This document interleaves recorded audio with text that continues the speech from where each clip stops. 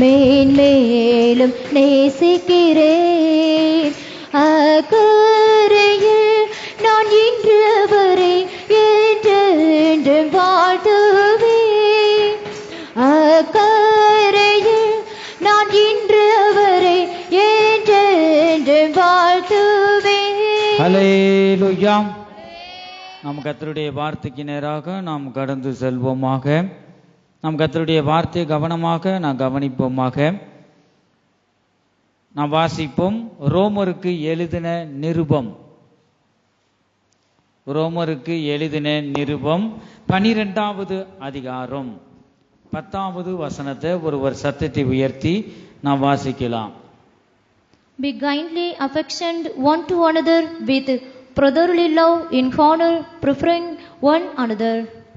நம்பிக்கையிலே சந்தோஷமாயிருங்கள், உபத்திரவத்திலே பொறுமையாயிருங்கள், ஜபத்திலே உறுதியாய் தரித்திருங்கள். ரோமருக்கு எழுதின நிருபம் 12வது அதிகாரம் 10வது வசனம்.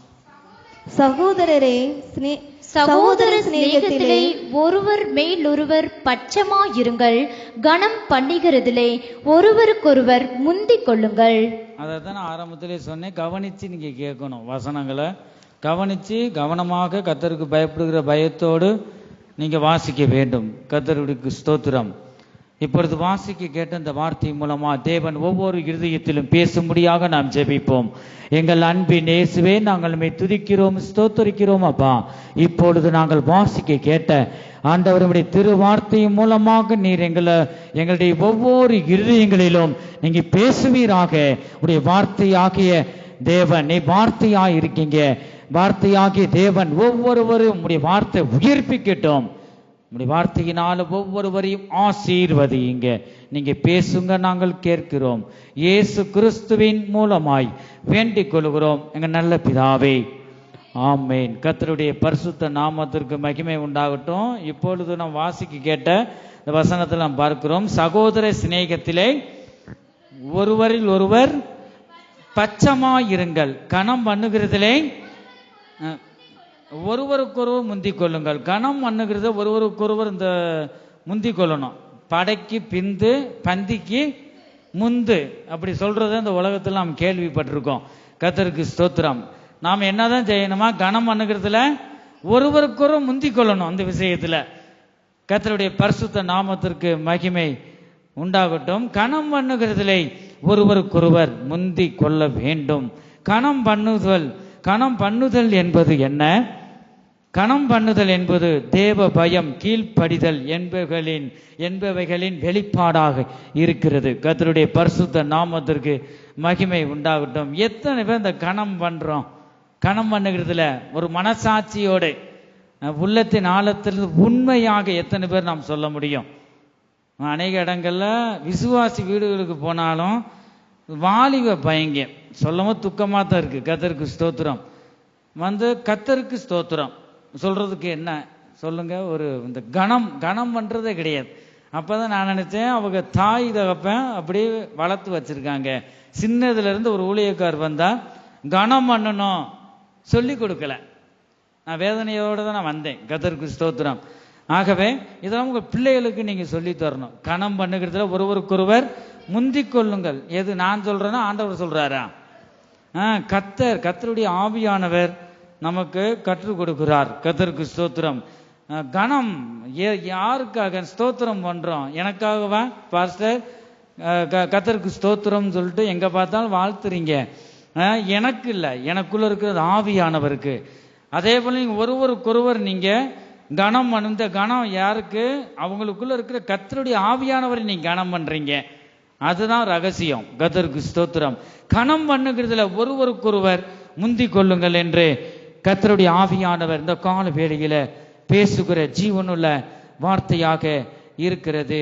கனம் பண்ணுவதை பற்றி நாம் இந்த பரிசுத்த வேதாகமத்தில் நாம் யாரையெல்லாம் கனம் பண்ண வேண்டும் என்று நாம் பார்க்க போகிறோம். ஒரு 7 காரியத்தை பற்றி நாம் பார்க்க போகிறோம். கர்த்தருக்கு ஸ்தோத்திரம். யாரை கனம் பண்ண வேண்டும், யாரை கனம் பண்ணக்கூடாது, பரிசுத்த வேதாகமத்தில் நமக்காக அவர் சொல்லி வைத்திருக்கிறார்.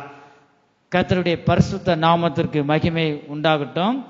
முதலாவது ஒன்று நீதிமொழிகள் 3வது அதிகாரம் 9வது வசனம். முதலாவது கர்த்தரை என்ன செய்யணுமா? கர்த்தரை கனம் பண்ண வேண்டும். முதலாவது கர்த்தரை கனம் பண்ண வேண்டும். நீதிமொழிகள் 3வது அதிகாரம் 9வது வசனம். உன் பொருளாலும் உன் எல்லா விளைவின் முதற் பலனாலும் உன் பொருளாலும் உன் எல்லா விளைவின் முதற் பலனாலும் கர்த்தரை கனம் பண்ணு. யார கனம் பண்ணு? கர்த்தரை கனம் பண்ணணுங்க. முதலாவது நாம் கர்த்தரை கனம் பண்ணணும். கர்த்தருக்கு ஸ்தோத்திரம். 2 அண்ணன் தம்பி 2 சகோதரர்களை பற்றி நாம் பார்க்கிறோம். கர்த்தரை கனம் பண்ணுவதை பழைய ஏற்பாட்டில் நாம் பார்க்கிறோம். ஆதி ஆகமம் 4வது அதிகாரம் 2லிருந்து 5 வரை நாம் வாசிக்கலாம். ஆதி ஆகமம் 4வது சில நாள் அதிகாரம். சென்ற பின்பு காயின் நிலத்தின் கனிகளை கர்த்தருக்கு காணிக்கையாக கொண்டு வந்தான். ஆபேலும் தன் மந்தையின் தலையீற்றுகளிலும் அவைகளில் கொழுமையானவைகளிலும் சிலவற்றை கொண்டு வந்தான். ஆபேலையும் அவன் காணிக்கையையும் கர்த்தர் அங்கீகரித்தார். யாருடைய காணிக்கை அங்கீகரித்தார்? ஆபேலையும். ஆபேல் மூத்தவனா இளையவனா? இளையவன். காயின் தான் மூத்தவன். 2 பேரும் அண்ணன் தம்பி தான். கர்த்தருக்கு ஸ்தோத்திரம். ஆகவே ஆபேலுடைய காணிக்கையை தேவன் அங்கீகரித்தார். 5வது வசனம். காயினையும் அவன் காணிக்கையையும் அவர் அங்கீகரிக்கவில்லை. காயினையும் அவன் காணிக்கையும் அவர் அங்கீகரிக்கலைங்க தேவன். அண்ணன் தம்பி தான். அப்ப ஆண்டவர் பாரபட்சம் பார்க்கிறாரா? இல்ல, ஆண்டவர் இருதயத்தை பார்க்கிறாருங்க. மனுஷனோ முகத்தை பார்க்கிறான், தேவனோ இருதயத்தை. கர்த்தருக்கு நம்ம கொடுக்கறது கொஞ்சமா இருந்தாலும் மனப்பூர்ணமான ஒரு இருதயம். கொடுப்போமா வேணாமா, கொடுப்போமா வேணாமா. ஒரு சில காணிக்க போடுறத நான் பார்ப்பேன். அவளுக்காக யாரு பெத்த பிள்ளைன்னு தெரியல. ஆண்டவரே அவங்களுக்கு இன்னும் ஆசீர்வதிங்க. என்னன்னு தெரியல, கஞ்ச பிசுனாரியா இருக்கும் போல. அது என்ன செய்யுது, ஒரு போடுறதே இந்த 10 ரூபா மடக்கி இந்த குலுக்கு சீட்டு சுருட்டுவோம் பாருங்க. மடக்கி எத்தனை மடக்கி உள்ள போட்டுருக்கு. அது மடக்கெடுக்கும் பெரும்பாடா இருக்கு பாருங்க. எவ்வளவு அது இந்த கர்த்தருக்கு கொடுக்கறத அப்படியே மடக்கி போடக்கூடாது. மனப்பூர்ணமாக என்ன செய்யணும்? கொடுக்கணும். கர்த்தருக்கு ஸ்தோத்திரம். இந்த இடத்துல நம்ம பார்க்கிறோம், காயினையும் அவன் காணிக்கையையும் அவர் அங்கீகரிக்கவில்லை. கொடுப்போமா வேணாமா, அப்படிப்பட்ட இருதயம். நம் இருதயம் ஒரு மனப்பூர்ணமான ஒரு இருதயம் நமக்கு இருக்கணும். அந்த இடத்துல பார்க்கிறோம். அப்பொழுது காயினுக்கு மிகவும் எரிச்சல் உண்டாயிருச்சு. என்ன, எனக்கு பிறகு பிறந்த பையன் இவன் காணிக்கைய தேவன் ஆசீர்வதிச்சுட்டு என்னையும் ஆசீர்வதிக்கலையேன்னு சொல்லிட்டு அவனுக்குள்ள என்ன உண்டாகுது? எரிச்சல் உண்டாகுது. எரிச்சலின் ஆவி அவன் முகநாடி வேறுபட்டது. குழந்தைகளை கோபம்னு சொல்லி பாருங்க, அழகா நெலிக்குங்க உதட்ட, நம்ம ரசிப்போம். ஆகவே அவன் முகநாடியே வேறுபடுதுங்க. கர்த்தருக்கு ஸ்தோத்திரம். இந்த எரிச்சல் வரும்போது அப்பொழுது கர்த்தர் போதும். கர்த்தருடைய பரிசுத்த நாமத்திற்கு மகிமை உண்டாகட்டும். ஆகவே நாம் கர்த்தருக்கு கொடுக்கிற காரியத்துல மனப்பூர்ணமாக தரணுங்க. முதற்பலனை தரணும். ஆகவே அந்த காயின் பார்க்கிறோம். காயின் என்ன காணிக்கை அவன் கொடுக்கிறான் என்று பார்க்கிறோம். மந்தையின் தலையீற்றுகளிலும் அவைகளின் கொழுமையானவைகளிலும் சிலவற்றை கொண்டு வந்து ஆபேலையும் அவன் காணிக்கையும் கர்த்தர் அங்கீகரித்தார். காயின் நிலத்தின் கனிகளை கர்த்தருக்கு காணிக்கையாக. இடத்துல பார்க்கிறோம், ஆபேல் என்னத்தை தர, மந்தையில் இருக்கிற தலையீற்றிலேயே கொழுமையானது. ஒரு சில கிழட்டாடுனா அது 10 தடவை ஈன்றிருக்கும். எலும்பா அது சத்தே இருக்காது, முள்ளா இருக்கும். அது போட்ட குட்டி எப்படிதான் இருக்கும். ஒரு சில வயது போன நாட்கள் 50 வயசு 45 வயசுல பிறந்த குழந்தைய பாருங்க, நறுங்கிக்கிட்டு இருக்கும். இதை சீக்கு வந்தது மாதிரி. கர்த்தருக்கு தர்றதை எதை நம்ம தரணுமா? கொழுமையானத ஆபேல் கொடுக்கறத நாம் பார்க்கிறோம். கொழுன்னு அது தலையிட்ட கர்த்தருக்கு தர்றது அப்படிதாங்க. முதற்பலன் வண்டு போன அரிசியும் வேற என்னது ரேசம் பருப்பும் கொடுக்கறது தப்புன்னு சொல்லலை. பூரா வண்டா வீடு ஓரம் படுக்கிற இடமெல்லாம் வண்டு ஊறி காதுக்குள்ள போச்சுன்னா நிலைமை என்ன ஆகும்? கர்த்தருக்கு ஸ்தோத்திரம். ஆகவே நல்லா பிடைச்சி சுத்தமாக கொண்டு வாங்க. கர்த்தருக்கு கொடுக்கறத கொழுமையானது தரணும் இருக்கு. நீங்க வீடுகளில் என்ன சாப்பிட்றீங்களோ அதான் கர்த்தருக்கு தரணும். கர்த்தருக்கு ஸ்தோத்திரம். நீங்க நல்ல அரிசியை சாப்பிட்டு ரேஷன் அரிசியை போயிட்டு கர்த்தருக்கு கொடுத்தா அது 2வது ரகம். முதற் பலன் சொல்றது நீங்க என்ன சாப்பிட்றீங்களோ, நீங்க கஞ்சி குடித்தாலும் பாருங்க என்ன அரிசியை நீங்க சாப்பிட்றீங்களோ அதை நீங்க கர்த்தருக்கு தரணும், முதற் பலனை தரணுங்க. கர்த்தருடைய பரிசுத்த நாமத்திற்கு மகிமை உண்டாகட்டும். இந்த ஆபேல் கொழுமையானதை கொண்டு வந்தான். அதுதான் அந்த இருதயத்தை தான் ஆண்டவர் பார்க்கிறார். 2 கொரிந்தியர் 9வது அதிகாரம் 7வது வசனத்துல நாம் பார்க்கிறோம். அவனவன் வாசிங்க. அவனவன் விசனமாயும் அல்ல கட்டாயமாயும் அல்ல தன் மனதில் நியமித்தபடியை கொடுக்க கடவன். உற்சாகமாய் கொடுக்கிறவனிடத்தில் தேவன் பிரியமாய் இருக்கிறார். பாத்தீங்களா, உற்சாகமாய் கொடுக்கிறவனிடத்தில் தேவன் பிரியமாய் இருக்கிறார். இந்த இடத்துல நாம் பார்க்கிறோம். கர்த்தருடைய பரிசுத்த நாமத்திற்கு மகிமை உண்டாகட்டும். இப்ப உற்சாகமாய் கொடுக்கிறவனிடத்தில் தேவன் பிரியமாய் இருக்கிறார் என்று நாம் பார்க்கிறோம். 2 கொரிந்தியர் 9வது அதிகாரம் 7வது வசனத்துல நாம் பார்க்கிறோம். கர்த்தர் தேவன் யாரிடம் அவர் பிரியமாய் இருப்பார் என்பதை பற்றி நாம் பார்க்கும்போது கர்த்தருடைய பரிசுத்த நாமத்திற்கு மகிமை உண்டாகட்டும். முதலாவது உற்சாகமாய் கொடுக்கிறவனிடத்தில் தேவன் பிரியமாய் இருக்கிறார். 2 கொரிந்தியர் 9வது அதிகாரம் 7வது வசனம். 2வது துதியில் தேவன் பிரியமாய் இருக்கிறார் என்று சங்கீத புஸ்தகம் 69வது சங்கீதம் 30-31 அந்த வசனத்துல நாம் பார்க்கிறோம். எழுதி வச்சுக்குங்க, வீடுகள்ல நீங்க பார்த்துக்குங்க.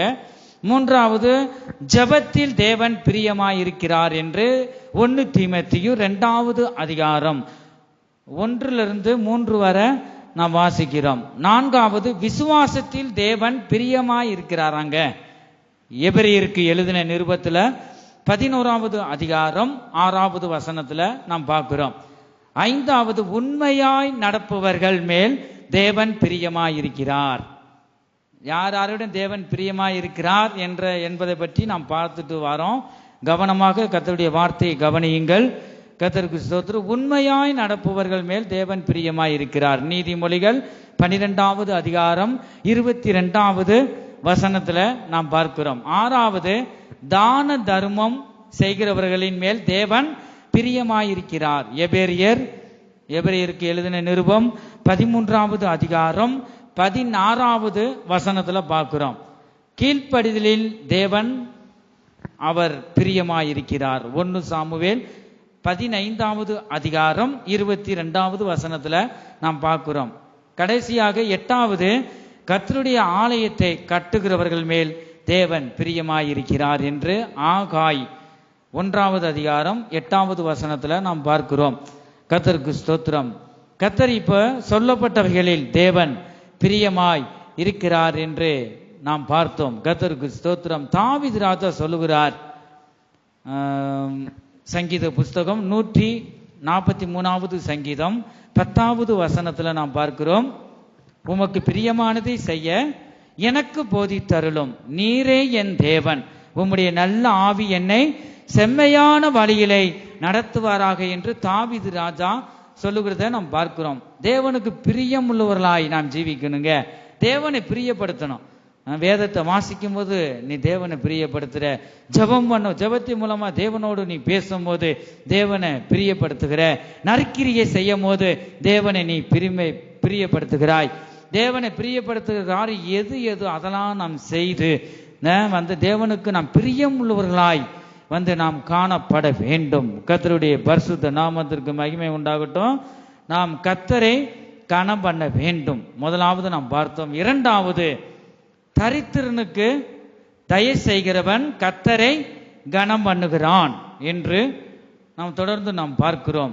நீதிமொழிகள் 14வது அதிகாரம் 31வது வசனத்துல நான் வாசிக்கிறோம். முதலாவது என்ன பார்த்தோம் நம்ம? 2வது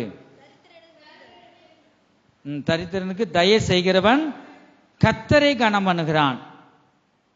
வாசிங்க. தரித்திரனை ஒடுக்கிறவன் அவனை உண்டாக்கினவரை நிந்திக்கிறான். பாத்தீங்களா, தரித்திரனை என்னென்ன ஒடுக்கணுமா அவங்க அந்த அளவுக்கு ஒடுக்குனா யாராதான் நம்ம நிந்திக்கிறோம்? கர்த்தரை.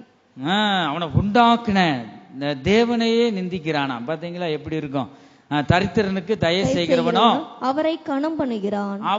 எவரை கனம் பண்றோம்? கர்த்தரை கனம் பண்றோங்க. கர்த்தருக்கு ஸ்தோத்திரம். நான் கஷ்டப்படுறவங்களுக்கு தரித்திரர்களுக்கு நம்ம உதவி செய்யும் போது, தயவு செய்யும் போது கர்த்தரை நம்ம கனம் பண்றோமா? பரிசுத்த வேதாகமத்தில் அப்படி நம்ம பார்க்கிறோம். நம்ம தேவனை நம்ம கனம் பண்ணணும் என்று இந்த கால வேலையிலும் கூட கர்த்தர் நம்மோடு அவர் பேசுகிறத பார்க்கிறோம். கனம் பண்ணுகிறதே ஒருவருக்கொருவர் முந்திக் கொள்ளுங்கள் என்று பார்க்கிறோம். கர்த்தருடைய பரிசுத்த நாமத்திற்கு மகிமை உண்டாகட்டும். ஆகவே நாம் தரித்திரருக்கு என்ன செய்யணுமா? தயவு செய்ய வேண்டும், உதவி செய்ய வேண்டும் என்று நாம் வாசிக்கிறோம். அப்படி நீங்க உதவி செய்யும் போது கர்த்தர் நீங்க கனம் பண்றீங்க. லூக்கா எழுதின சுவிசேஷம் 16வது அதிகாரம் 20வது வசனத்துல நாம் பார்க்கிறோம். ஐசுவரியவான் லாசரு என்னும் தரித்திரன், இதை பற்றி, இந்த சம்பவங்களை பற்றி நாம் பார்க்கிறோம். கர்த்தருக்கு ஸ்தோத்திரம். அது வீடுகளில் நீங்க படிச்சு பாருங்க. அந்த ஐசுவரியவான் அவனுடைய வீட்டு வாசல் இருக்க தரித்திரனுக்கு, இந்த லாசருக்கு ஒரு பச்சை தண்ணி கூட தரலங்க. அது மறித்து ஆபிரகாம் மடியில அந்த ராஜ்யத்தில் இருக்கிறத பார்க்கிறோம். அவர் சுகபோகமாக வாழ்ந்து பாதாளத்தில் இருக்கிறத பார்க்கிறோம். இந்த சம்பவங்களை நீங்க வீடுகளில் நீங்க படிச்சு பாருங்க. மூன்றாவது, பெற்றோரை கனம் பண்ண வேண்டும். நாம் பெத்த தாய் தகப்பன் என்ன செய்யணுமா? கனம் பண்ண வேண்டும். யாத்திராகமம் 20வது அதிகாரம் 12வது வசனத்தை நான் வாசிக்கும் பொழுது, நம்ம அம்மா அப்பா நல்லவங்களோ குடிகாரனோ எப்படிப்பட்டவனோ நமக்கு தெரியாது. நம்ம பெத்த தகப்பனை என்ன செய்யணுமா? கனம் பண்ணணும். வேதம் சொல்லுது. ஆகவே அவங்களை கனம் பண்ணணும், நிந்திக்க கூடாது. கர்த்தருடைய பரிசுத்த நாமத்திற்கு மகிமை உண்டாகட்டும். பழைய ஏற்பாரிலும் சரி, புதிய ஏற்பாரிலும் சரி கனம் பண்ண வேண்டும் என்று இந்த 10 கட்டளையில ஒன்று வருகிறது. ஆக புதிய ஏற்பாரிலையும் பெற்றோர் என்ன செய்யணுமா? நீங்க கனம் பண்ண வேண்டும். வாசிங்க. உன் தேவனாகிய கர்த்தர், உன் தேவனாகிய கர்த்தர் உனக்கு கொடுத்திருக்கிற தேசத்திலே உன் நாட்கள் நீடித்திருப்பதற்கு என்ன செய்யணுமா? உன் தகப்பனையும் உன் தாயையும் கனம் பண்ணுவாயாக. உன் தாயையும் கனம் பண்ணுவாயாக என்று நான் வாசிக்க கேட்டோம். கர்த்தருடைய பரிசுத்த நாமத்திற்கு மகிமை உண்டாகட்டும். எத்தனை பேர் நான் கனம் பண்றோம்? கனம் பண்ணுகிறது ஒருவருக்கொரு முந்திக் கொள்ளுங்கள் இருக்கு. தாய் தப்பு மேல ஏதாவது கசப்பு இருந்தா மூஞ்சிய வெட்டிட்டு போறோமா? சுழிச்சிட்டு பாருங்க, சுளுக்கு கூட விழுந்துக்குறோம் போல படக்கனை வெட்டிட்டு போறத நம்ம ஆண்களையும் பெண்களையும் தான் நான் சொல்றேன். கர்த்தருக்கு ஸ்தோத்திரம். இங்க இப்படி இருப்பாங்கன்னு இருக்க மாட்டாங்கன்னு விசுவாசிக்கிறேன். கர்த்தருக்கு ஸ்தோத்திரம். ஆகவே பெற்றோரை நம்ம கனம் பண்ணும். ஆயுசின் வருஷங்கள் நீடித்திருப்பதற்கு உன் தகப்பனையும் உன் தாயையும் கனம் பண்ணும் என்றும் கூட நான் வாசிக்கிறோம். ஆகவே எத்தனை பேர் உங்களுக்கு கொடுக்கப்பட்ட தாய் தகப்பனை கனம் பண்றீங்களா? இல்ல அடியை கொடுக்குறீங்களா? கர்த்தருக்கு ஸ்தோத்திரம். உங்களுக்கு கொடுக்கப்பட்ட பெத்த தாய் தகப்பனை நீங்க நிந்திக்க கூடாது. கர்த்தருக்கு ஸ்தோத்திரம். நீங்க கனம் பண்ணாம போனீங்கன்னா வாழ்க்கை நல்லா இருக்காதுன்னு வேதம் சொல்லுது, நான் சொல்லல. ஆகவே உங்க பெற்றோர் என்ன செய்யணுமா? கனம் பண்ணுங்க என்று யார் நான் சொல்றேன்னா ஆண்டவர் சொல்றாரா? கர்த்தர் சொல்றாருங்க. அவருடைய கட்டளை போட்டார். நீ நம்ம கடைபிடிச்சு தான் ஆக வேணும். நீ எனக்கு கொடுக்கப்பட்ட தாய் தகப்பனை நல்லா பார்த்துக்கிறேன். அவங்க சாகும் போது சந்தோஷத்தோட நம்ம மேல பாருங்க ஒரு ஆசீர்வாதம் நம்ம ஆசீர்வதிச்சுட்டு, கர்த்தருடைய நாமத்தை சொல்லி ஆசீர்வதிச்சுட்டு ஜீவன் போகணும். அப்ப அவங்க இருதயம் குளிரணும். நம்ம தாய் தகப்பனுடைய இருதயம் குளிர்ந்தா நம்ம நல்லா இருப்போம். ஆகவே நம்ம கொடுக்கப்பட்ட பெற்றோரை அவங்க மேல தப்பு இருக்கோ இல்லையோ, தப்பே இருந்தாலும் நாம் என்ன செய்யணுமோ கனம் பண்ணு இருக்கு, அதை நம்ம கனம் பண்ணணும். அவங்க கர்த்தர் நிச்சயம் அவங்கள ரட்சிக்கப்படாம இருந்தாலும் கர்த்தர் ரட்சிப்பார். உன் தேவனாகிய கர்த்தர் உனக்கு கொடுக்கிற தேசத்திலே உன் நாட்கள் நீடித்திருப்பதற்கு உன் தகப்பனையும் உன் தாயையும் கனம் பண்ணுவாயே என்று நான் வாசிக்க கேட்டோம். என் தகப்பனையும் தாயும் கனம் பண்றேன் சொல்றவங்க, உண்மையாக சொல்றவங்க சத்தத்தை உயர்த்தி சொல்லுங்க, ஹல்லேலூயா. கர்த்தர் உங்களை பார்க்கிறார், உங்க இருதயத்தை. எபேசியர் 6வது அதிகாரம் 1-3 வரை நான் வாசிக்கும் பொழுது,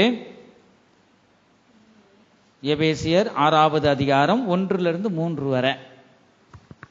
பிள்ளைகளே உங்கள் பெற்றோருக்கு கர்த்தருக்குள் கர்த்தருக்குள் கீழ்ப்படியுங்கள். கர்த்தருக்குள் என்ன செய்யணுமா?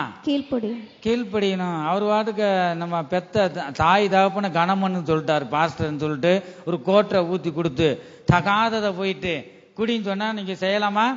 செய்யக்கூடாது. அதான் தெளிவா இருக்கு. கர்த்தருக்குள் என்ன செய்ய? பிள்ளைகளே, உங்கள் பெற்றோருக்கு கர்த்தருக்குள் என்ன செய்யணும்? கீழ்ப்படியுங்கள். வசனம் இப்படி இருக்கு. ஆகவே நன்மை தீமை, இது தீமை இது நல்லதுன்னு அப்படி பகுத்தறியத்தக்க இந்த அறிவு நமக்கு வேணும். கர்த்தருக்குள் கீழ்ப்படியுங்கள், இது நியாயம். உனக்கு நன்மை உண்டாயிருப்பதற்கும், உனக்கு இந்த பூமியில நன்மை உண்டாகணும்னா என்ன செய்யணுமா? உனக்கு நன்மை உண்டாயிருப்பதற்கும், பூமியிலே உன் வாழ்நாள் நீடித்திருப்பதற்கும், பூமியிலே உன் வாழ்நாள் நீடித்திருப்பதற்கும், உன் தகப்பனையும் உன் தாயையும் கனம் பண்ணுவாயாக, உன் தகப்பனையும் உன் தாயையும் கனம் பண்ணுவாயாக என்பதை வாக்குத்தத்தம் உள்ள முதலாய் கற்பனையா இருக்கிறது. பாத்தீங்களா? ஹல்லேலூயா. இந்த வாக்கு தத்தத்தை அதுவும் எப்படி எழுதியிருக்கு? கனம் பண்ணுவாயாக என்பதே வாக்கு தத்தம் உள்ள முதலாம் கற்பனையாக இருக்கிறது என்று நாம் வாசிக்கிறோம். கர்த்தருக்கு ஸ்தோத்திரம். அப்போ வயசாயிருச்சுன்னா அப்படிதான் பிள்ளை, இந்த காலத்து பிள்ளைங்க வயசாகி பல்லு இல்லைன்னா ஐயோ கேவலம் பார்க்குறவங்க, இதுதான் உங்க அம்மாவா உங்க அப்பாவா? ஸ்கூல்ல கூட என்ன செய்ய மாட்டேங்கிறீங்க, கூட்டு போக மாட்டேதுங்க. பாருங்க, இப்படிப்பட்ட காலகட்டத்தில் வந்திருக்கிறோம். நம்ம தாய் தகப்பன் நீட்டா இருக்கணும், நல்லா இருக்கணும் அப்படி எதிர்பார்க்குறோம். அவங்க பழைய காலத்து ஆளுனா கோட்டு போட்டு இப்படி வர முடியுமா? நமக்கு அதில் பழகலை. ஆகவே நம்ம அப்படி பார்க்கக்கூடாது. நம்ம அவங்க பெற்றிருக்காங்க, அவங்கள நம்ம கனம் பண்ணணும். ஆகவே நல்லா நீட்டாக வரணும் செய்யணும் சொல்லிட்டு அவங்கள அப்படி இல்லைன்னா என்னடா அசிங்கமாக இருக்கு, அவனை வெளியில் கூட்டு போகிறது வெக்கப்படுதுங்க பிள்ளைங்க. நான் கண்ணால் நான் பார்க்குறேன். கர்த்தருக்கு ஸ்தோத்திரம். ஆகவே அப்படி இருக்கக்கூடாது. நம் ஆயுசின் வருஷங்கள் நீடித்திருக்கணும். நமக்கு நன்மை இந்த பூமியில உண்டாகணும்னா நம் பெற்றோர் என்ன செய்யணுமா? கனம் பண்ண வேண்டும். நீதிமொழிகள் 23வது அதிகாரம் 22வது வசனம். உன்னை பெற்ற தகப்பனுக்கு என்ன செய்? செவி கொடு. நீதிமொழிகள் 23:22. உன்னை பெற்ற தகப்பனுக்கு செவி கொடு. உன் தாய் வயது சென்றவள் ஆகும் போது அவளை அசட்டை பண்ணாதே. மற்றவங்க பெத்த தாய்க்கெல்லாம் கீழ்ப்படிஞ்சிடறாங்க யாராருக்கோ. ஆனா எல்லாருக்கும் செவி கொடுத்துறாங்க. ஆனா சொந்த பெற்றோருக்கு என்ன செய்ய மாட்டேங்கிறாங்க? செவி கொடுக்கறது இல்லை. என்ன பிரயோஜனம் சொல்லுங்க? நம்ம ஆலயத்துக்கு வாரோம், தேவனை துதிக்கிறோம். வசனம் என்ன சொல்லுது? உன் பெற்றோரை கனமன்னு சொல்லுது. அப்ப நம்ம என்ன செய்து கொண்டிருக்கிறோம்? அவரவர் அவங்க இருதயத்தை ஆராய்ந்து பாருங்க. உன்னை பெற்ற தகப்பனுக்கு செவி கொடு. உன் தாய் வயது சென்றவள் ஆகும்போது, இந்த வசனமே வந்துருச்சு பாத்தீங்களா? வயசு ஆகும் போது அப்ப நீ கனம் பண்றியா? அதை ஆண்டவர் பார்க்கிறார். நீ ஒரு நாள் அதோட கேடானை பல்லு போய் நடக்க முடியாம குச்சியை ஊண்டிக்கிட்டு போகும்போது அப்ப நினைப்ப நீ உன் புள்ள உன்னை வெளியில கூட்டு போறதுக்கு வெக்கப்படும். ஆகவே நீ உனக்கு கொடுக்கப்பட்ட பெற்றோரை கனம் பண்ணுனா நீ எதை விதைக்கிறாயோ அதையே அறுப்பாய். இப்ப நீ வயசாகும் போது உன் பிள்ளை உன்னையே கூட்டு போகும். ஆகவே நீ உன் பெற்றோரை கனம் பண்ணுனா உன்னுடைய பிள்ளைகள் உன்னை கனம் பண்ணும். இந்த இடத்துல பாக்குறோம், உன் தாய் வயது சென்றவள் ஆகும் போது அவளை அசட்டை பண்ணாத. அவளை அசட்டை பண்ணாத. பெரும்பாலும் சகோதரிகள் பிள்ளைகளை பெத்து 10 மாசம் செமந்து பிள்ளைகளை பெத்து பிள்ளைகளை வளர்த்து ஏகப்பட்ட பொறுப்பு பெண்களுக்கு இருக்கு. ஆகவே சரீரம் சீக்கிரம் அவங்களுக்கு அந்த பலவீனமா போயிடும். ஆகவே அதான் வேத வசனம் இருக்கு. வயதாகும்போது உன் தாயை ஒருபோதும் நீ என்ன செஞ்சிடாத, அசட்டை பண்ணாதே. நீதிமொழிகள் 1வது அதிகாரம் 8வது வசனத்துல பாக்குறோம், என் மகனே உன் தகப்பன் புத்தியை கேள். கேட்குறீங்களா? உங்க தகப்பன் புத்தியை கேட்குறீங்களா? கேட்கணும். நீங்க கல்யாணம் பண்ணி உங்களுக்கு பிள்ளை இருந்தாலும் உங்க தாய் தகப்பன் புத்தியை கேட்கணும், நல்ல புத்திய.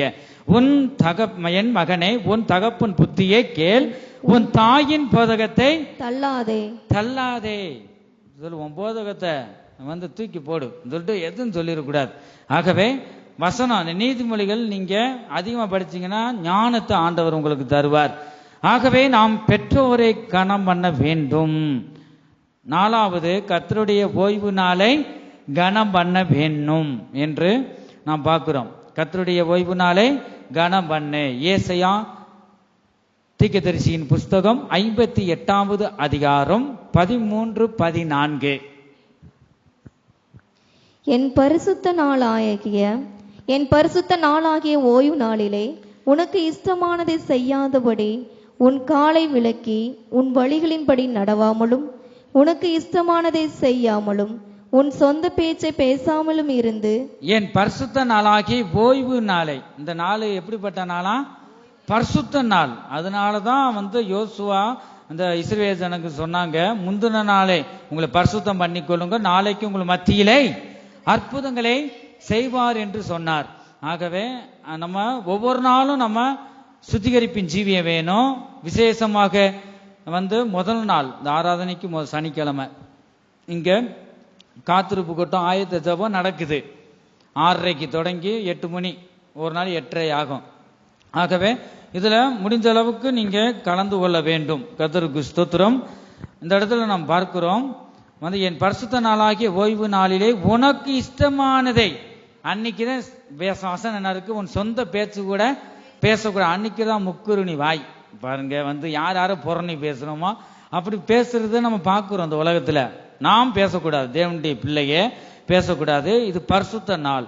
உனக்கு இஷ்டமானபடி செய்யாதபடி, அன்னைக்குதான் மட்டனு சிக்கனு எல்லாம் அது வைக்கவே அழுத்து போயிடும் பாருங்க. செய்யக்கூடாது. கர்த்தருக்கு ஸ்தோத்திரம். எந்த வேலையும் செய்யக்கூடாது. நான் உங்களுக்காக சமையல் பண்ணியிருக்கிறோம். ஆசாரியன் அதை செய்யலாம். பரிசுத்த வேதாகமத்தில் பார்க்கிறோம், ஆலயத்தினுடைய தேவைகள் எல்லாவற்றையும் அன்னைக்கு செய்யலாம் என்று வேதம் சொல்லுது. நீங்க ஒரே இருதயத்தோடு, முழு இருதயத்தோடு, ஒரே சிந்தையோடு நீங்க வரணும். அந்த பரிசுத்த ஓய்வு நாள்ல உங்க இஷ்டப்படி எதுவும் செய்யக்கூடாது. செய்யாதபடி உன் காலை விலக்கி உன் வழிகளின்படி நடவாமல், உங்களுடைய வழிகளின்படி மனசு போற வழியெல்லாம் நடக்கக்கூடாது. உனக்கு இஷ்டமானதை செய்யாமலும் உன் சொந்த பேச்சை பேசாமலும் இருந்து. ஏதான் உன் சொந்த பேச்ச 6 நாளும் பேசி பேசி கிடைக்க, அது போதாதா? இந்த ஓய்வு நாள்ல உன் சொந்த பேச்ச பேசுறதுக்கு என் சமூகத்துக்கு நீ வரல. ஆகவே உன் சொந்த பேச்ச பேசாமல் இருந்து ஓய்வு நாளை மனமகிழ்ச்சி நாள் என்றும், இந்த நாள் எப்படிப்பட்ட நாள்? மனமகிழ்ச்சியின் நாள் என்றும், கர்த்தருடைய பரிசுத்த நாளை மகிமையுள்ள நாள் என்றும் சொல்லி தூங்குறவங்க சொல்லுங்க ஹல்லேலூயா. சுதாரி பார்த்து இருக்குங்க. கண்ணை மூடி ஒரு கோழி தூக்கம் மாதிரி தூங்கினாலும் அதுல கரெக்டா இருக்காங்க. ஆகவே கர்த்தருடைய வார்த்தையை நீங்க கவனிங்க. தொடர்ந்து கர்த்தருடைய பரிசுத்த நாளை மகிமையுள்ள நாள் என்றும் சொல்லி அதை மகிமையாக எண்ணுவாயானால் அப்பொழுது கர்த்தரில் மனமகிழ்ச்சியாய் இருப்பாய். இதெல்லாம் நீங்க செஞ்சாதான் அப்பொழுது, எப்பொழுது இதெல்லாம் நீங்க கடைபிடிக்கும் போது அப்பொழுது கர்த்தரில் மனமகிழ்ச்சியாயிருப்பாய். பூமியின் உயர்ந்த இடங்களில் உன்னை ஏறி இருக்க பண்ணும்படி பண்ணி உன் தகப்பனாகிய யாக்கோபுடைய சுதந்திரத்தால் உன்னை போஷிப்பேன். கர்த்தருடைய வாய் இதை சொல்லிற்று. பாத்தீங்களா? கர்த்தருடைய வாய் இதை சொல்லிற்று என்று நாம் பார்க்கிறோம். கர்த்தருடைய ஓய்வு நாளை கனம் பண்ண வேண்டும். நாம் எத்தனை பேர் மனமகிழ்ச்சியாய் இருக்கிறோம்? கர்த்தருக்கு ஸ்தோத்திரம். தாவீது ராஜா அப்படியாக சொல்றாரு. சங்கீத புஸ்தகம் 122வது சங்கீதம் 1வது வசனம். ஆலயத்துக்கு போவோம் சொன்னா மகிழ்ச்சியா இருக்கு, துக்கம்தான். இன்னைக்குதான் மட்டனு சிக்கன் நல்லா சாப்பிட்டு இளைப்பாறலான்னு பாக்குறோம் பாருங்க. அதுதான் அப்படி துக்கம் வருது. தேவ சமூகத்தை நாடி வரலன்னா உங்களுக்குள்ள யாருதான் இருக்கா?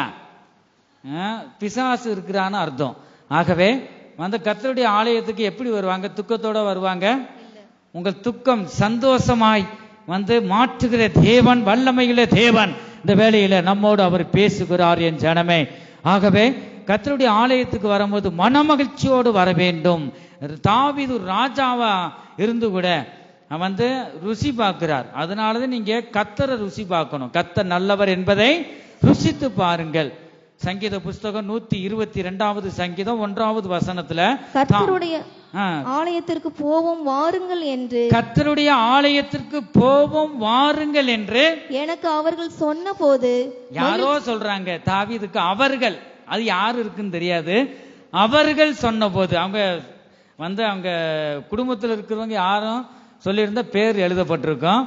அவர்கள் சொன்ன போது, அப்ப அங்க அரண்மனையில் இருக்கிறவங்க யாராகிலும் சொல்லியிருப்பாங்க, கர்த்தருடைய ஆலயத்துக்கு போவோம் வாருங்கள் என்று எனக்கு அவர்கள் சொன்னபோது மகிழ்ச்சியாயிருந்தேன் என்று தாவீது ராஜா சொல்லுவதை நாம் பார்க்கிறோம். எத்தனை பேர் மகிழ்ச்சியா இருக்கோம்? நான் தேவ சமூகத்தில் வந்து நான் நன்மையை பெற்றுக்கொள்ள போறேன், கர்த்தருடைய சத்தத்தை நான் கேட்க போறேன், அந்த ஒரு மனநிலையோட விசுவாசத்தோடு நீங்க வரும்போது அத மன மகிழ்ச்சி நமக்கு உண்டாகும். எப்போது ஞாயிற்றுக்கிழமை வரப்போதோ நம்ம கர்த்தருடைய ஆலயத்துக்கு போகணும் சொல்லிட்டு அப்படிப்பட்ட மனமகிழ்ச்சி அந்த ஒரு தாகத்தோடு நாம் இருக்க வேண்டும். கர்த்தருக்கு ஸ்தோத்திரம். கர்த்தருடைய பரிசுத்த நாளை என்ன செய்யணுமா சொல்லுங்க? கர்த்தருடைய ஓய்வு நாளை கனம் பண்ண வேண்டும். 5வது, கர்த்தர் யாரை கனப்படுத்துகிறார்? கர்த்தருக்கு ஸ்தோத்திரம். தமக்கு அருமையானவர்களை கனப்படுத்துகிறார் என்று நாம் வாசிக்கிறோம். ஏசாயா தீர்க்கதரிசியின் புஸ்தகம் 43வது அதிகாரம் 4வது வசனம். ஆனா இன்றைக்கு சகோதரி சைடு ரொம்பவும் மோசம். ஜனங்க வரல பாருங்க, அவங்களும் வரல. என்ன என்ன செய்யறாங்கன்னு தெரியல வீடுகள்ல. ஆகவே எப்படிப்பட்ட வேலைகள் இருந்தாலும் ஞாயிற்றுக்கிழமை வந்துடணும். கர்த்தருடைய நீங்க எத்தனை பேர் கர்த்தரை நீங்க கனம் பண்றீங்க? முதலாவது அதான் பார்த்தோம். கர்த்தரை நம்ம கனம் பண்றோமா? தொடர்ந்து நம்ம வாசிக்கிறோம். ஒவ்வொன்றும் இந்த கனமெல்லாம் கர்த்தருக்கு போகிறது. ஆகவே அநேகர் வரல. அவர்களுக்காக நீங்க ஜெபம் பண்ணணும். எல்லாருமே இங்க வந்திருக்கிற ஒவ்வொருவரும், வராமல் இருக்கிற ஒவ்வொருவருக்காக ஜெபிக்க வேண்டியது நம்ம மேல விழுந்த கடமை. கர்த்தருக்கு ஸ்தோத்திரம். அவங்கெல்லாம் கர்த்தரை ருசி பார்க்கல. ஏதோ வேலை செஞ்சா திண்டோம், ஏதோ வாழ்ந்தோம் செத்தோம், அப்படிப்பட்ட வேத வசனத்துல இப்படி பார்க்கிறோம். அப்படிதான் இருக்கிற ஜனம். ஆகவே இந்த தேவ சமூகத்துக்கு அவருடைய கர்த்தருடைய ஆலயத்துக்கு அப்படி கெட்டு போவதை ஆண்டவர் விரும்ப மாட்டார். அவர்களுக்காக நாம் ஜெபம் பண்ண வேண்டும். கர்த்தர் யாரை கனப்படுத்துகிறார்? தமக்கு அருமையானவர்களை கனப்படுத்துகிறார் என்று வாசிக்கிறோம். வாசிங்க எடுத்து. நீ என் பார்வைக்கு அருமையானபடியினால் கனம் பெற்றாய். பாத்தீங்களா? ஆண்டவர் கனப்படுத்துறாரு. அப்ப உன்னுடைய நடவடிக்கை, உன் செயல்பாடுகள், உன் பேச்சு எல்லாமே என் பார்வைக்கு அருமையா இருக்குப்பா. அதனால சொல்ற, நீ என் பார்வைக்கு அருமையானபடியினால் கனம் பெற்றாய். எத்தனை பேர் மனுஷருக்கு ஊழியக்காரவோ மற்றவங்களை கனப்படுத்துறதுக்காக நீங்க வர வேணாம். முதலாவது நம்ம மத்தியிலே அவர் பேசுகிற ஆவியானவரை, நமக்காக கல்வாரி சிலுவையிலே இரத்தத்தை சிந்தி நம்மளை மீட்டு எடுத்தாரே, அந்த இயேசு கிறிஸ்துவை, இந்த கர்த்தரை நாம் கனம் பண்ணணும். முதலாவது அதுக்காக தான் நாம் பரிசுத்த ஆலயத்துக்கு நாம் வருகிறோம். அவருடைய பார்வைக்கு நாம் எப்படிப்பட்டவர்களா இருக்கிறோம்? நம்ம ஐயோ நம்ம எவ்வளவு பேசுறேன், மகன் விலகி மகள் விலகி போதே, இன்னைக்கு கனப்படுத்த மாட்டுதே சொல்லிட்டு அவர் நம்மளை பார்த்து துக்கப்படுத்தக்கூடாது. அவர் என்ன சொல்றாரு? நீ என் பார்வைக்கு அருமையானபடியினால் கனம் பெற்றாய், நானும் உன்னை சிநேகித்தேன். ஆதலால் உனக்கு பதிலாக மனுஷர்களையும் உன் ஜீவனுக்கு ஈடாக ஜனங்களையும் கொடுப்பேன். பாத்தீங்களா? ஹல்லேலூயா. நாம் தேவனுக்கு முன்பாக அருமையானவர்களாய் மாற தம்முடைய வாக்குத்தத்தங்களின் மூலமாக கர்த்தர் கிரியை செய்கிறதை நாம் பார்க்கிறோம். கர்த்தருடைய மகா மேன்மையும் அருமையுமான வாக்குத்தத்தங்களும் நமக்கு கொடுக்கப்பட்டிருக்கிறது. ஜெயன் ஜனமே, இந்த உண்மையான வாக்குத்தத்தங்களை நாம் உறுதியாக பற்றி நாம் வாழும்போது கர்த்தரின் பார்வையிலே நாம் அருமையானவர்களாக மாறி விடுகிறோம். கர்த்தருடைய பரிசுத்த நாமத்திற்கு மகிமை உண்டாகட்டும். அருமையான விசுவாசத்தினாலும் வாக்குத்தத்தங்களினாலும் கர்த்தருக்கு முன்பாக நாம் அருமையானவர்களாகி கனத்தை சுதந்தரித்துக் கொள்ளுகிறோம். கர்த்தருக்கு ஸ்தோத்திரம். 6வது, தேவன் நம்மேல் வாஞ்சையாய் இருக்கிறவர்களை கர்த்தர் கனப்படுத்துகிறார் என்று நாம் வாசிக்கிறோம். சங்கீத புஸ்தகம் 91வது சங்கீதம் 14வது வசனம். அவன் என்னிடத்தில் வாஞ்சையாய் இருக்கிறபடியால் அவனை விடுவிப்பேன், என் நாமத்தை அவன் அறிந்திருக்கிறபடியால் அவனை உயர்ந்த அடைக்கலத்திலே வைப்பேன். எத்தனை பேர் வாஞ்சையா இருக்கிறோம்? வாஞ்சையா இருக்கணும். துதி செய்ய தொடங்கினான் கர்த்தர் யுத்தம் செய்ய தொடங்குவார். துதி செய்ய தொடங்கினாள் கர்த்தர் யுத்தம் செய்ய தொடங்குவார். அஸ்திபாரம் அசைந்திடும், சாத்தான் அஸ்திவாரம் அசைந்திடும், அஸ்திவாரம் அசைந்திடும், சாத்தான் அஸ்திவாரம் அசைந்திடும். ஹல்லேலூயா. துதி செய்ய தொடங்கினால் கர்த்தர் யுத்தம் செய்ய தொடங்குவாருங்க. கர்த்தருக்கு ஸ்தோத்திரம். தேவன் மேல் வாஞ்சையாய் இருக்கிறவர்களை கர்த்தர் கனப்படுத்துவார் என்று நாம் பார்க்கிறோம். எடுத்துட்டீங்களா? சங்கீதம் 91, 14, 15. அவன் என்னை நோக்கி கூப்பிடுவான், அவன் என்னிடத்தில் வாஞ்சையாய் இருக்கிறபடியால் அவனை விடுவிப்பேன், என் நாமத்தை அவன் அறிந்திருக்கிறபடியினால் அவனை உயர்ந்த அடைக்கலத்திலே வைப்பேன். அவன் என்னை நோக்கி கூப்பிடுவான், நான் அவனுக்கு மறு உத்தரவு அருளி செய்வேன். ஆபத்தில் நானே அவனோடு இருந்து அவனை தப்புவித்து அவனை கனப்படுத்துவேன் என்று நாம் வாசிக்க கேட்டோம். கர்த்தருக்கு ஸ்தோத்திரம். அவர் மேல் நாம் வாஞ்சையாய் காணப்பட வேண்டும். நம்மை தேவன் அவர் மேல் வாஞ்சையாய் இருக்கும்போது நம்மை தேவன் கனப்படுத்துகிறார். எது மேல உங்களுக்கு மேல வாஞ்சை இருக்கு? வேதத்தை வாசிக்க வாஞ்சை இருக்கா? ஜெபம் பண்றதுக்கு வாஞ்சை இருக்கா? வாஞ்சிக்கணும். வாஞ்சிக்கிறவர்களை தான் கர்த்தர் என்ன செய்கிறாரு? கனப்படுத்துகிறார் என்று நாம் பார்க்கிறோம். 7வது, ஊழியம் செய்யும் போது நாம் கனம் அடைவோம் என்று நாம் பார்க்கிறோம். அநேகர் ஆத்ம ஆதாயம் செய்கிறாங்க.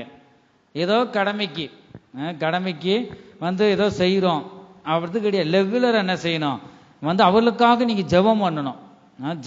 ஆண்டவரே, அவங்களாம் சும்மா கிடையாது. ஆத்மா ஆதாயம் என்பது ஞானம் உள்ளவர்கள் செய்ய வேண்டிய இந்த காரியம். நீதிமொழிகள்ல வாசிக்கிறோம், ஆத்மா ஆதாயம் செய்கிறவன் ஞானம் உள்ளவன் என்று வேதம் சொல்லுது. ஆகவே கர்த்தருடைய ஒவ்வொருவரும் அவருடைய ஊழியத்தை செய்கிறோம். ஊழியமே பல விதத்துல சொல்லி முடியாது. ஆத்ம ஆதாயம் செய்கிறது ஊழியம். வேற என்ன ஊழியம் சொல்லுங்க பாப்போம்? ஜெபம் செய்யறது அது ஒரு ஊழியம். கர்த்தருக்கு ஸ்தோத்திரம். சுவிசேஷம் சொல்றது அது ஒரு ஊழியம். நற்கிரியை செய்யறது அது ஊழியம். கர்த்தருக்கு ஸ்தோத்திரம். எல்லா ஊழியங்களும் தான் அங்கீகரிக்கிறார். இப்படி சபையில பிரசங்கம் பண்ணணும், சபை ஊழியம் பார்த்தா தான் ஊழியன் கிடையாது. கர்த்தருடைய பரிசுத்த நாமத்திற்கு மகிமை உண்டாகட்டும். ஆகவே இந்த 5 தாலந்து 2 தாலந்து 1 தாலந்து அதை பற்றி நீங்க மத்தேயு எழுதின சுவிசேஷத்துல பார்க்கிறோம். 2 தாலந்து வாங்கினவனும் 5 தாலந்து வாங்கினவனும் 10 தாலந்து சம்பாதிக்கிறான். இவன் நாம் பார்க்கிறோம். கர்த்தருக்கு ஸ்தோத்திரம். அப்ப 2 தாலந்து வாங்கினவனும் இன்னும் 2 தாலந்து சம்பாதிக்கிறதை நாம் பார்க்கிறோம். ஆகவே 2 பேரும் எஜமானி சந்தோஷத்துக்குள்ளதான் பிரவேசிக்கிறாங்க. ஊழியம் தான். கர்த்தருக்கு ஸ்தோத்திரம். நீங்க சின்ன ஊழியம் சொல்லக்கூடாது. இந்த கொஞ்சத்துல உண்மை உள்ளவனை தான் ஆண்டவர் என்ன செய்யறாரு? அநேகத்துல அதிகாரியாக வைக்கிறார். அவரவருக்கு தேவன் கொடுக்கப்பட்டதுல நீங்க உண்மையா இருக்கணும். அதை நீங்க செய்யும் போது தேவன் என்ன செய்வாராம்? கனம் பண்ணுவார். ஒரு நாள் ராஜாதி ராஜா வருவார். அன்றைக்கு ஜீவ கிரீடத்தை அவரிடம் நாம் பெற்றுக்கொள்வோம். ஆகவே நாம் அவரவருக்கு கொடுக்கப்பட்டதுல உண்மை இருக்கணுங்க. வாயில வரதெல்லாம் பொய் சொன்ன வாய்க்கு என்ன கிடைக்காதான்? போதனம் கிடையாது என்று நாம் உலகத்துல சொல்லுவாங்க. ஆகவே உண்மையுள்ள மனுஷன் பரிபூர்ண ஆசீர்வாதங்களை பெறுவான். அது ஊழியக்காரனோ விசுவாசிகளை யாரும் தெரியாது. நீ ரட்சிக்கப்பட்ட தேவனுடைய பிள்ளை. அவரவர் கொடுக்கப்பட்ட, எனக்கு கொடுக்கப்பட்டது நான் உண்மையா இருக்கணும். உங்களுக்கு கொடுக்கப்பட்டதுல தேவனுக்கு உண்மையா இருக்கணும். ஒரு சங்கீத பகுதி வாசிக்கிறீங்க, சங்கீத தியானம், வேற என்னது ஜெபம் ஊழியம். சின்னதுன்னு அசட்டை பண்ணிடக்கூடாது. பாருங்க, அசட்டை சிந்தையில நினைச்சீங்கன்னா நீங்க அவுட் ஆகிட்டீங்கன்னு அர்த்தம். அதெல்லாம் நீங்க அறிக்கை செய்யணும்.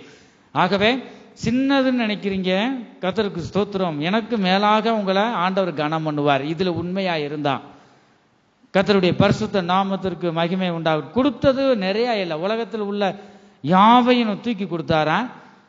எல்லாத்தையும் பார்த்துக்க இல்ல, நம்ம கொஞ்சம், இதுல நீ உண்மையாயிரு. அதைத்தான் பார்க்கிறார். ஊழியம் செய்யும் போது நாம் கனம் அடைவோம். கர்த்தருக்கு ஸ்தோத்திரம். யோவான் எழுதின சுவிசேஷம் 12வது அதிகாரம் 26. ஆகவே எல்லாம் விழிப்புள்ளவர்களா இருங்க.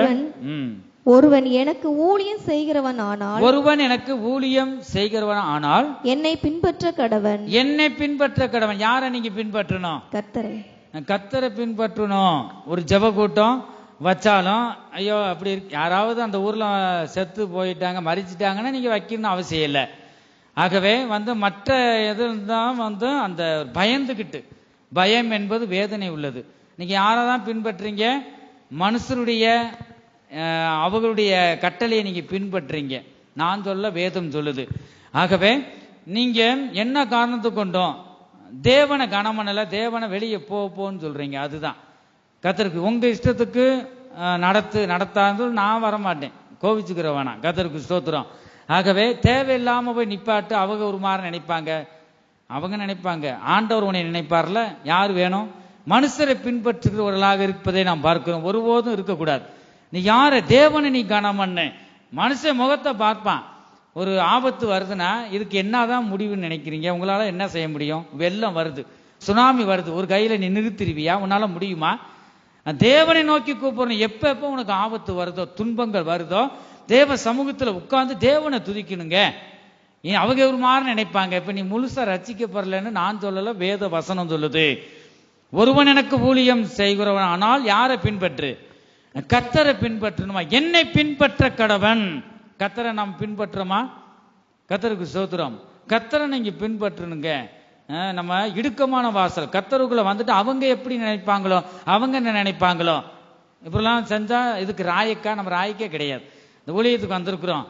மேலானவங்க இன்னும் நினைக்கிறாங்களோ, மேல ஸ்தாபனத்தில் இன்னும் நினைக்கிறாங்களோ, இது பேசணும் இன்னும் சொல்றாங்களோ அப்படி நினைச்சா ராய்க்கா? நான் ராய்க்கு கிடையாது.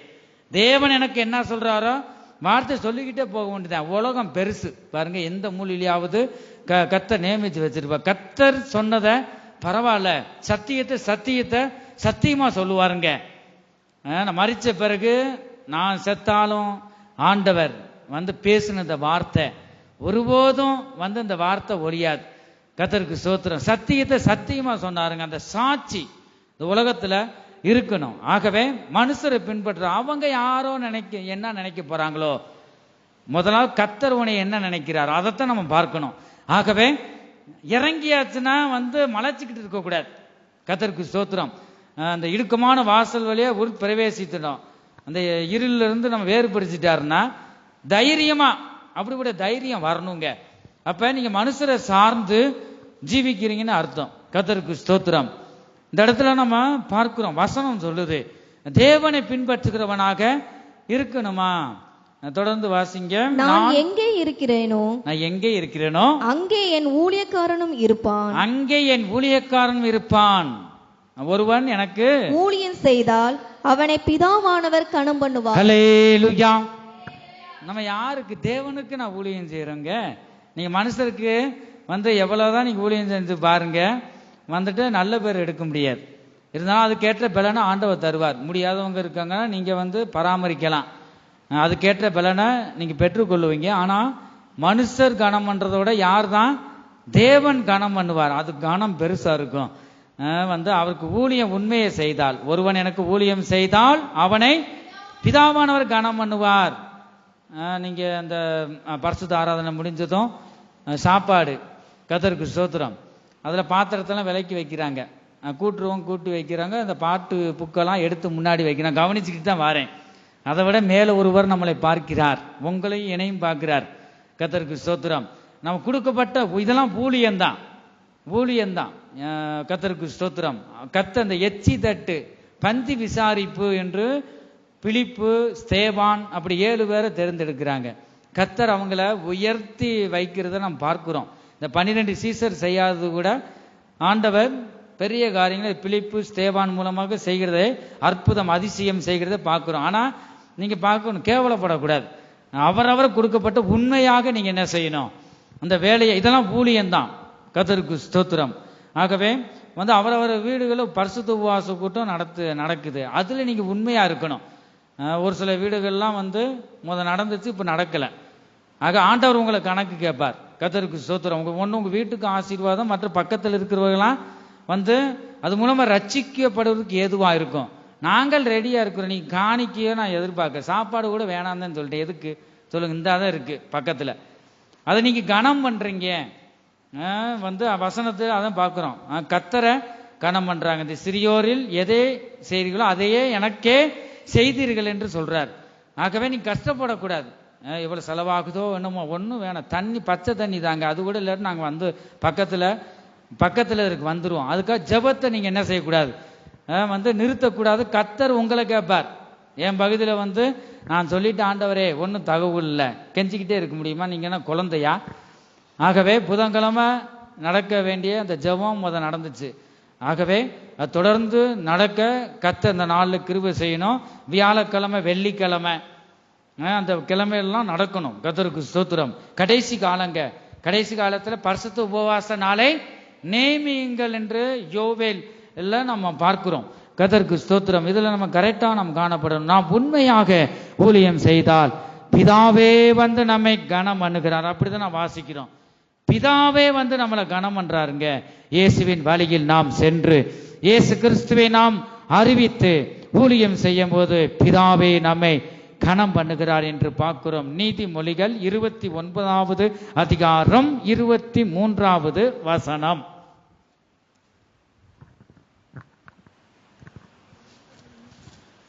என்னை கனம் பண்ணுகிறவனை நான் கனம் பண்ணுகிறேன்னு சொல்றார். ஆகவே வந்துட்டு நீங்க இந்த சோத்திரம் மன்றத்தில் என்ன செய்யணுமா, முந்திக் கொள்ள வேணும். கனம் பண்ணுகிறதுல முந்திக் கொள்ள வேண்டும். வாசிங்க நீதிமொழிகள் 29வது அதிகாரம் 23வது வசனம். மனத்தாழ்மை உள்ளவனோ கனம் அடைவானாங்க. கர்த்தருக்கு ஸ்தோத்திரம். இன்னும் இந்த பரிசுத்த வேதாகமத்தில் கடைசியில பார்க்கிறோம். 7 காரியத்தை பற்றி நாம் பார்த்து முடிச்சிட்டோம். நாம் இன்னும் யாரை கனம் பண்ண கூடாது என்று நாம் பார்க்க போகிறோம்.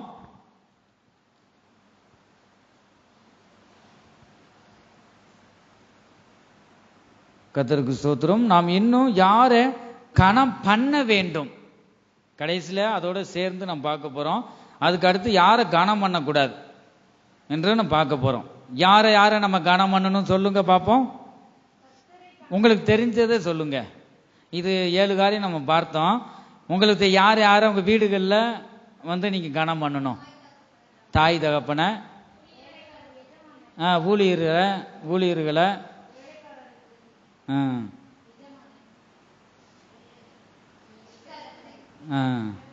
எஜமான்களை, வேலைக்கு பார்த்தீங்கன்னா வருது உள்ளத்துல இருக்கு போறோம். உங்க மனதில் என்ன தேங்கி இருக்கோ அத்தனையும் நீங்க சொல்லுங்க. அப்படிலாம் வந்து மேலான அதிகாரிகளையும் கனம் பண்ணணும் வேத வசனம் இருக்கு. கர்த்தருக்கு ஸ்தோத்திரம். முதலாவது கனம் பண்றத யார் வாயிலையும் வரல. உங்களுக்கு கொடுக்கப்பட்ட கணவன் என்ன செய்யணும்? கனம் பண்ண வேண்டும். புருஷனை கனம் பண்ண வேண்டும். மனைவியானவள் வந்து புருஷனை கனம் பண்ண வேண்டும் என்று வாசிக்கிறோம். கர்த்தருக்கு ஸ்தோத்திரம். எஸ்தர் 1வது அதிகாரம் 20வது வசனத்துல பார்க்கிறோம். எழுதி வச்சுக்கோங்க. 2வது தாய் தகப்பனை கனம் பண்ண வேண்டும் என்று யாத்திராகமம் 20வது அதிகாரம் 12வது வசனத்துல நாம் பார்க்கிறோம். 3வது மனைவியே கணவன் கனம் பண்ண வேண்டும். 1 பேதுரு 3வது அதிகாரம் 7வது வசனம். 4வது முதிர்ந்த வயது உள்ளவர்களை கனம் பண்ண வேண்டும். லேவியராகமும் 19வது அதிகாரம் 32வது வசனம். 5வது கர்த்தரை கனம் பண்ண வேண்டும் என்று நீதிமொழிகள் 3வது அதிகாரம் 9வது வசனம். 6வது கர்த்தருக்கு பயந்தவர்களை கனம் பண்ண வேண்டும் என்று நாம் பார்க்கிறோம். 7வது உத்தம விதவைகளை கனம் பண்ண வேண்டும் என்று 1 தீமோத்தேயு 5வது அதிகாரம் 3வது வசனத்துல நாம் பார்க்கிறோம். கனம் பண்ணுவதில் நாம் ஒருவருக்கொருவர் என்ன செய்யணுமா? முந்திக் கொள்ள வேண்டும். கர்த்தருக்கு ஸ்தோத்திரம். மல்கியா 1வது அதிகாரம் 6வது வசனத்துல நாம் பார்க்கிறோம்.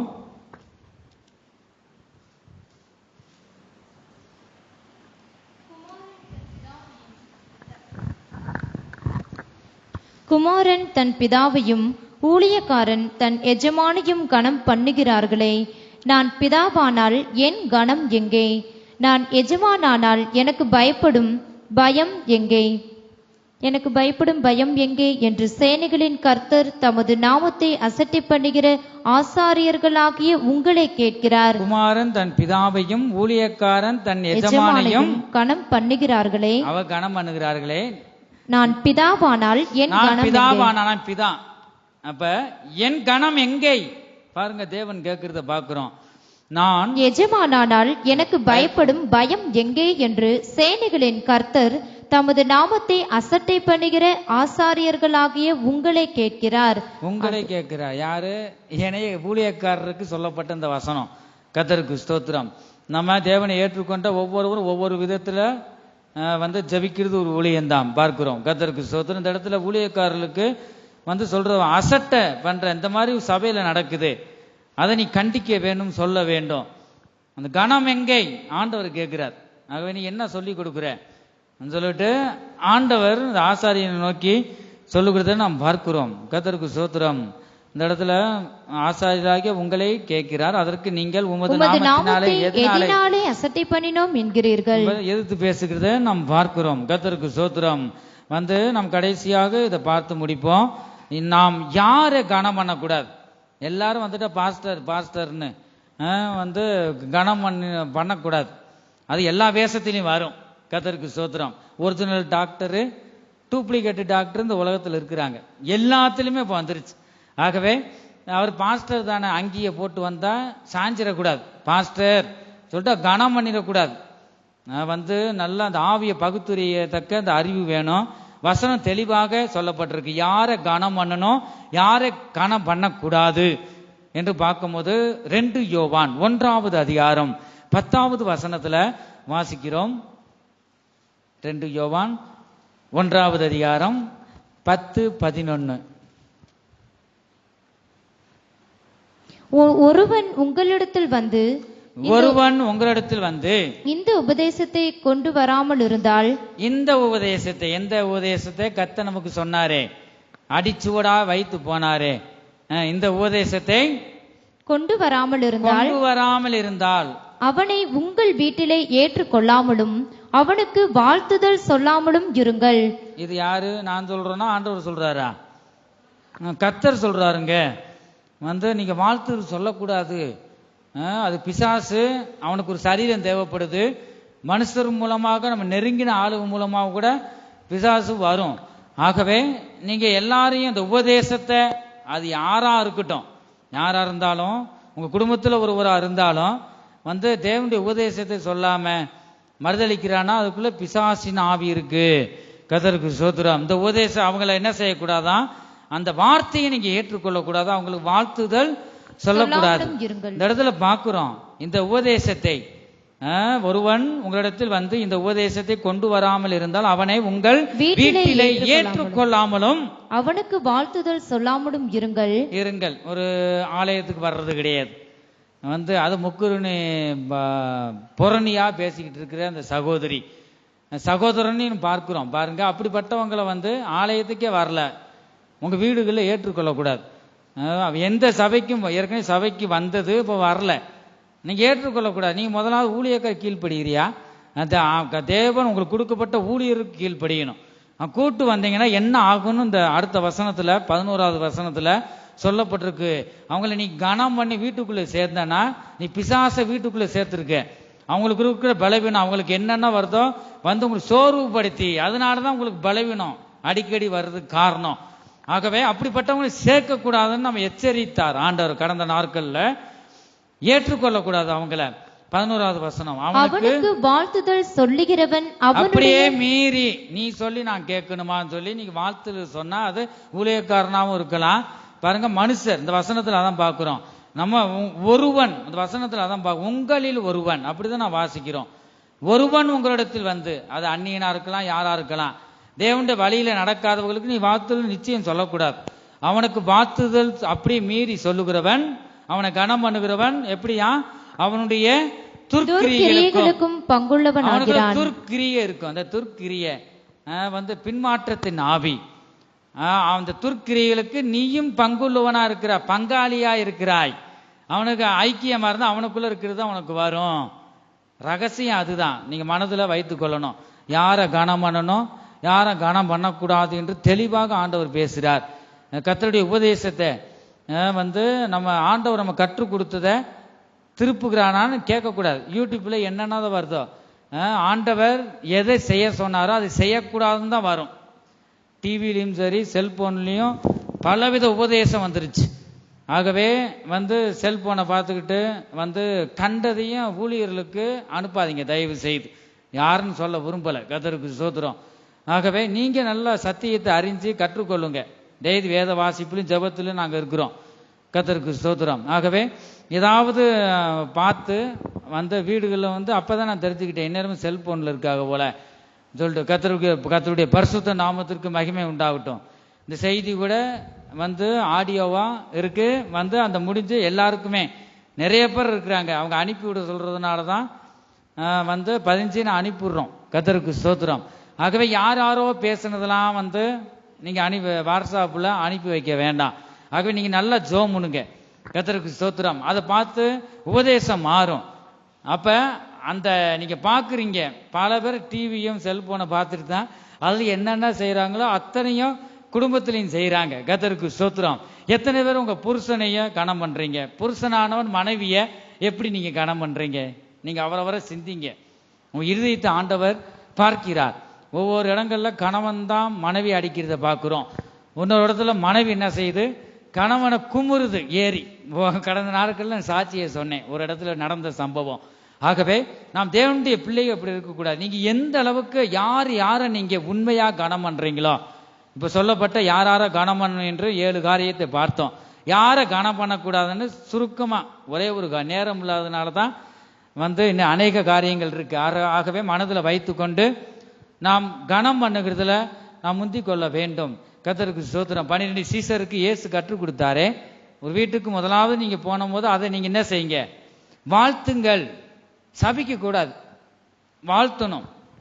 ஆகவே இதை மனதில் வைத்து நாம் கனம் பண்ணுவோமாக. என்னை கனம் பண்ணுகிறவனை நான் கனம் பண்ணுவேன் என்று சொன்னாரே.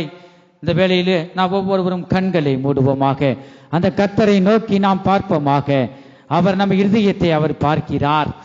தேவன் நம் இருதயத்தை பார்க்கிறார். நம்முடைய முகத்தை மனுஷன் பார்க்கிறான். நம் இருதயத்தை பார்க்கிற ஒருவர் நம் மத்தியிலே அவர் பேசிக் கொண்டிருக்கிறார்.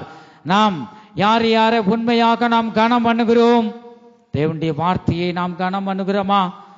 நமக்கு கொடுக்கப்பட்ட ஜெப ஊழியம், வேத வாசிப்பு, சுவிசேஷ ஊழியம், ஒவ்வொன்றும் தேவனுடைய ஆலயத்தில் நமக்கு கொடுக்கப்பட்ட இந்த ஊழியத்தை உண்மையாக நாம் செய்கிறோமா? நீ சின்ன ஒரு காரியம் தான், இந்த ஊழியத்தை உண்மையாய் நீ செய்வாயானால் கர்த்தர் ஒரு நாள் வரும்போது கர்த்தர் இங்கேயும் உனக்கு பிரதிபலனை தருவார். அந்த ராஜ்யத்திலே உனக்கு பிரதிபலனை தருவார். ஜீவ கிரீடத்தை நீ பெற்றுக்கொள்வாய். நம்மை இந்த திருவசனத்துக்கு நம்மை ஒப்பு கொடுப்போமாக. நாம் கர்த்தரை நாம் கனம் பண்ணுகிறோமா? இந்த 7 காரியத்தை நாம் பார்த்தோம். கர்த்தருக்கு ஸ்தோத்திரம். அந்த காரியம்லாம் நாம் செய்யும் போது அந்த கணம் ஒருவருக்கே கர்த்தருக்கே போய் செல்லுகிறது. ஆகவே நாம் இந்த நாளிலே நாம் நம்மை ஒப்பு கொடுப்போமாக. நாம் வாயை விரிவாய் திறந்து கர்த்தரை நோக்கி அவரோடு நாம் பேசுவோமாக. நம்முடைய தேவன் பேசுகிற தேவனோடு நாம் பேசுவோமாக. ஜீவனுள்ள தேவன், அவர் உயிருள்ள தேவன். கர்த்தாவே, ஆண்டவரே, நான் பெற்றோரை நான் கனம் பண்ணுவேன், ஊழியர்களை கனம் பண்ணுவேன், உடைய வார்த்தையை நான் கனம் பண்ணுவேன். ஒவ்வொருவரும் நாம் அறிக்கை செய்வோமாக. எத்தனை நாள் நீங்க நம்ம எப்படி இருந்தோம் என்று நமக்கு தெரியாது.